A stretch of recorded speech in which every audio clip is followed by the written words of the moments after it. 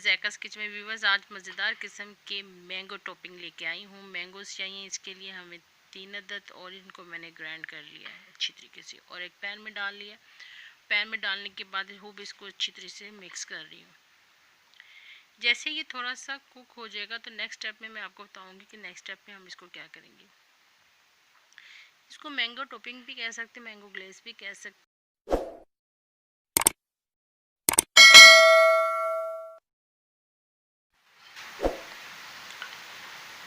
ये अभी थिक नहीं हुआ जितने मुझे रिक्वायर है। जैसे ये बॉइलिंग पॉइंट पे आएगा तो देन मैं आपको बताती हूँ नेक्स्ट स्टेप में हम इसके साथ क्या करेंगे। देन नेक्स्ट स्टेप में ये होगा, जनाब ये बॉइलिंग पॉइंट पे आ चुका है।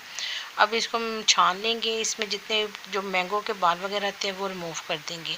हमें बहुत स्मूथ सा इसका पेस्ट चाहिए और इसको हम मज़ीद दोबारा से छानने के बाद कुक करेंगे। ये मैं इसको अच्छी तरीके से छान लेती हूँ, कोई भी इसके पार्टिकल्स वगैरह, मैंगो के चंक्स वगैरह ये बाहर ना रहें। इसको जानने के बाद दोबारा मैंने पैन में डाला है और ये थिक हो गया। इसके अंदर मैंने ऐड किया है 6 टेबल स्पून के बराबर चीनी ऐड कर दिया और साथ ही मैंने इसके अगर लेमन जूस है तो लेमन जूस इस्तेमाल कर सकते हैं। मैं इसमें वाइट विनीगर इस्तेमाल करूँगी 2 टेबल स्पून के बराबर। उसको मज़ीद कुक करूँगी। गर्म होते ही जब ये पक के तैयार होगा तो थोड़ा सा ये पतला होगा, ठंडा होने के बाद ये थिक हो जाएगा। इस टॉपिंग को आप इस्तेमाल कर सकते हैं 6 महीने तक रेफ्रिजरेटर में रख कर।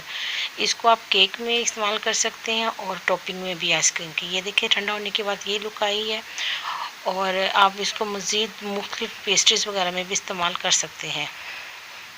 अगर तो मेरी रेसिपी आपको पसंद आई है तो लाइक और सब्सक्राइब और शेयर करना ना भूलिएगा। तो मिलते हैं फिर नेक्स्ट रेसिपी में।